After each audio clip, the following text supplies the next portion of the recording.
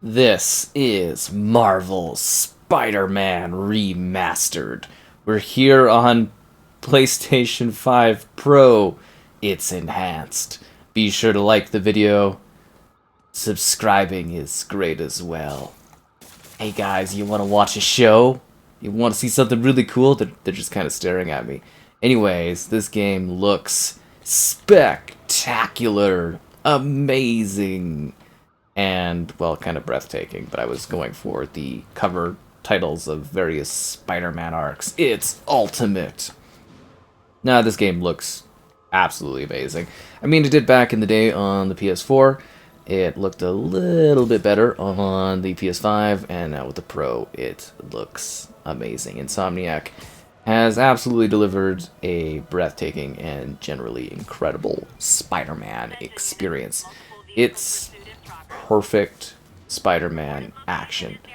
It looks great, it plays well, and it's just an absolute thrill ride the whole way through. If you have not played this game, it is amazing. I feel like I kind of waited my whole life for a Spider game like this. Although it would be cool to have a really breathtaking game that's literally about a spider, but, you know, we get what we get. But yeah, we've got a couple different graphical options, which we'll be talking about on the Pro, and it's kind of cool to see a game this old kind of get bumped up. I guess it is the remastered version as opposed to the original, but interesting nonetheless. But yeah, really cool. I'll be taking a look at all the different Spider-Man games, so they will be coming pretty soon, which is exciting. And obviously, no disrespect to the absolutely legendary Spider-Man 2, the video game, which is still probably one of the best, if not the best Spider-Man game. Anyways, this one I really love. I think this one's fantastic. I think they did a great job with this. And after I kill these guys, or sorry, permanently maim these guys, we'll dive into the graphical modes that are present here. But currently, we're taking a look at the I guess you would call this the definitive PS5 enhanced mode. So this is like your, well, it's just your general mode now. Back in the day, it would be like a performance type mode, but yeah, this is kind of just your run-of-the-mill regular mode that everybody gets to enjoy. Performance Pro, yeah. So it's 4K dynamic. It's like 1800p, 60 FPS. It's using Pisser technology. It's got ray traced reflections. It's got ray tracing on water, and the ray tracing impacts some little things here or there a little bit more gameplay-wise. And this is probably the way to go. But if you have a VR-enabled display, you can take things a little bit further. But we're going to switch it up, and we're going to show Fidelity. So this is a legacy mode. They literally don't even recommend this mode. But we're going to show it off just for the sake of, you know, this is what we're doing here. We're taking a look at the setting and presenting it so you know what it's like. So this mode, 30 FPS, again, pushing your 4K and everything like that. You get a little bit of higher density for, like, pedestrians and vehicles and stuff like that. I think some of the hair was a little bit better. Like, very, very minor details. It's the legacy mode. Now, honestly, I don't get the point in this mode. Like, it's nice that it's here. It's good to have options. I do not mind options. Oh, this Raimi Spider-Man outfit I cannot get enough of. But things do get a little cooler when you turn on the 120 Hz mode. So if you have a VR-enabled 120 Hz display, you will have the option to turn this on to auto. And what this will do is this will give you basically the option to have like 40 FPS. So 40 FPS will obviously make this mode feel a lot better. It's not like, you know, kind of mind-blowing, but if you do want something that's a little bit more fuller for, I don't know, I guess you would say resolution, this is, you know, an option. 30 FPS is not great, but 40 FPS makes things feel a little bit better. Look at that popping on those leaves. It's terrible. But, like, this game looks really, really good however you go about it. But I just wanted to say that this mode is something that, like, is available for you to enjoy. Oh, Fisk Tower, pretty cool. So yeah, I wanted to show this one off, just give you an idea of the visuals of it. I wouldn't necessarily recommend that you dive into this mode, but it does exist if this is something that you are into. And for me, it was worth highlighting, obviously, because we're taking a look at the visuals and talking about them. And I can't wait to see how the other Spider-Man games look. It's going to be really cool. Hot dogs! I always got to go and grab me hot dog. Hot dog. Hot sausage. That's a pretty high-resolution photos of hot dogs. This probably cost you a mint in this place. So we're going to switch back to performance mode. And we're going to play this with the 120 hertz now. So this is your regular... Well, again, this is the standard mode. You call it performance, but, like, you know, it's the standard mode for the game. And this one is now uncapped. So same resolution as before, but now the fluidity is increased. Now, YouTube does not support 120 FPS at the current point in time, which is uber lame, considering I actually have the capability to play and record higher frame rates. So, yeah, bit of a bummer in that perspective, because it feels really fluid and really great. And apparently the game freeze frames. That's not good. Is it frozen? Is it gonna crash? I don't think it's supposed to do that. Oh, no. Okay. That was really weird. I haven't seen that before. Huh. That's really interesting. Was that like a loading thing? That's peculiar. Anyways, outside of whatever that was, the game really is amazing. So this Spider-Man had Peter Parker being a little bit more, I guess, established, if that makes sense.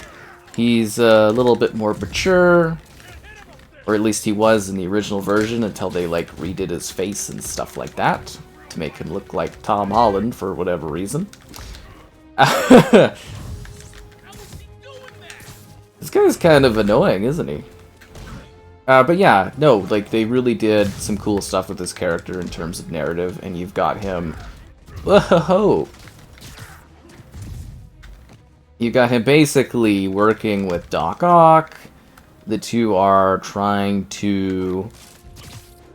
are trying to better things in society. Stuff goes wrong. You eventually end up having to battle... Oh, look, there's a squirrel. Hi, little squirrel. You eventually have to battle some of your greater arch nemesis. It kind of compiles for one crazy journey of excitement, and you end up doing all of these crazy battles and crazy situations. It's just, like, it really genuinely is fantastic. Like, this game really does make you feel like you are a top-tier Spider-Man.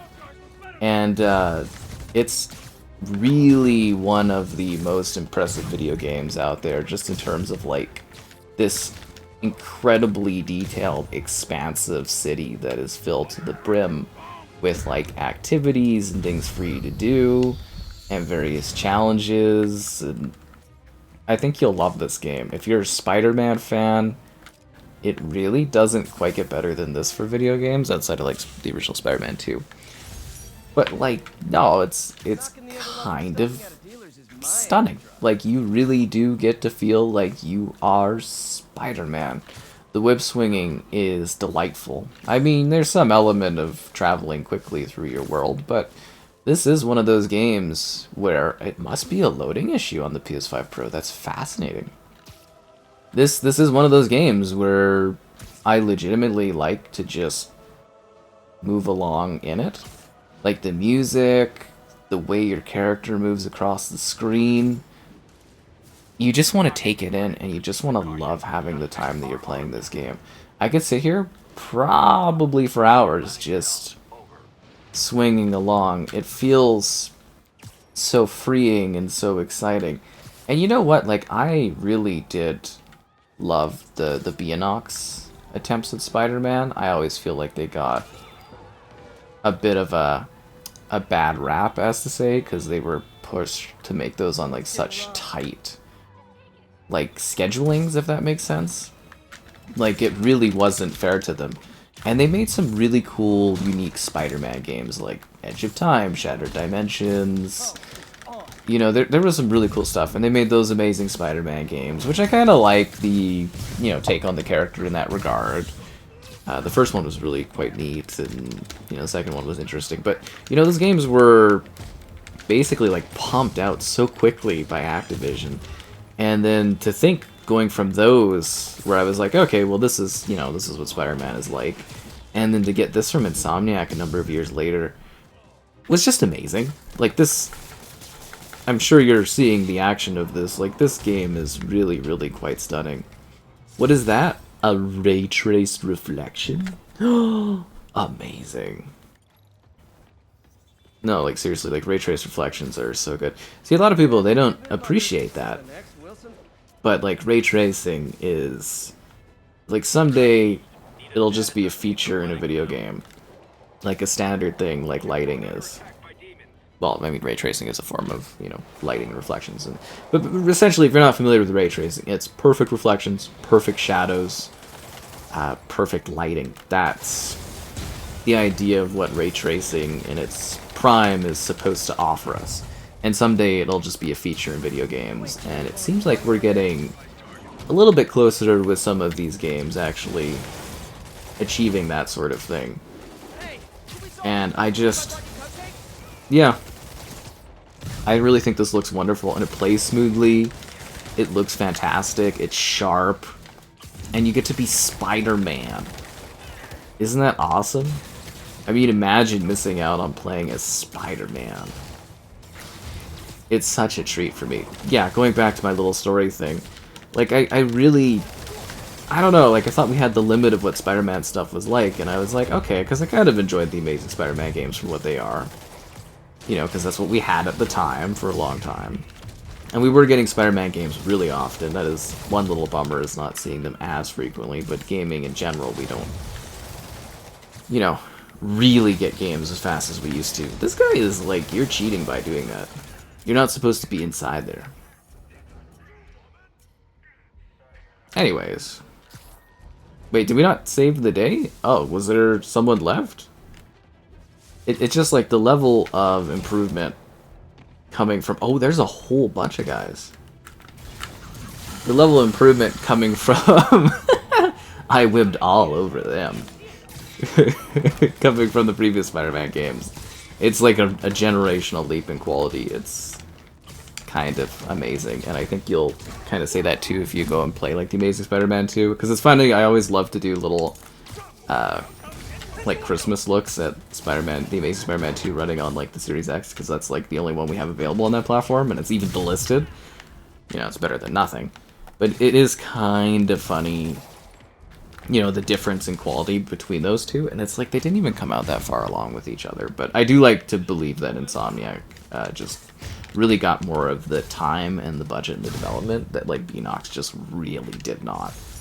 And I don't want to at all like downgrade the claims for like what Insomniac has accomplished here, which is nothing short of wondrous across these Spider-Man experiences. They're very good. Like, the story is very lengthy. There are tons of side missions, activities, and like collectibles and things to do. It's great. But yeah, I do kind of, you know, just giving context into the greater scheme of things and filling airtime too. But it is kind of fun to talk about like the history of Spider-Man stuff too, because like there's so many people, these poor criminals getting out of this escape vehicle. Like, these guys might not even be bad criminals. They might literally, like, this guy's got a gun. But some of these criminals might just literally have been, like, in the truck, and then Spider-Man just, like, throwing items at them, and they're like, what is this? I mean, these guys obviously coming to try to fight me. They're gonna get smacked down, but, yeah. You got a, where did you get a rocket launcher? Like, are you kidding me? Yeah, it's kind of nice to go over the... Whoa! The history of Spider-Man stuff. Oh, look at the reflections. It's not perfect ray tracing, but not bad. And just see how far we've, like, come. Because a lot of people, this will be the only Spider-Man game they know of. Which is kind of a shame, because there is a wealth of history of Spider-Man games that exist out there, and some of them are really cool. Like the ones based off of Raimi's Spider-Man there with Tobey Maguire, those games, some of them are pretty neat. And just seeing also like the evolution of the video games is, to me, so cool, because, you know, Spider-Man has been around in gaming since, like, not maybe near the start, but pretty close. And just to see it go from, like, you know, simple side-scrolling things to semi, like, you know, 3D worlds to massive open worlds that are incredibly filled to the brim with, you know, NPCs and interaction and things to do, and, like, natural web swinging is just awesome. Like, for me, this is a dream come true as far as Spider-Man games go. Like, this is so interesting, and it's spawned, like, a whole universe of Spider-Man titles. I'm almost a little disappointed we didn't get more games in this franchise, just like focusing on more of Peter Parker going on and doing things. It's exciting though, because if you're like a... I don't know if I should spoil it. See, this must be loading induced. You notice how in the top there that building hasn't loaded? Is this like... This is really weird. I wonder if this is a... This must be a pro issue, right? Notice how now all the characters are kind of loading in and the world works. Wonder if that's some kind of like MVME issue or something like that. That's really fascinating. Because I've never seen that before playing this game, honestly. I've played quite a bit of it, but I've never seen that until we started doing this video here. Whoa! Let's unleash my web upon all of them. And the web makes the controller sounds too, if you care about that at all. The whip comes from within, and I get it all over the place. They like it, though, the criminals. Because they can show off they've been, you know, interacted by with Spider-Man.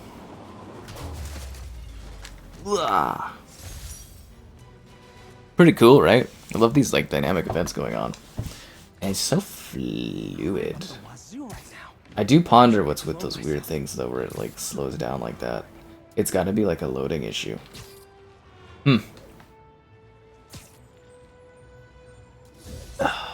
Well, that outside of things, I think you'll have a good time playing this.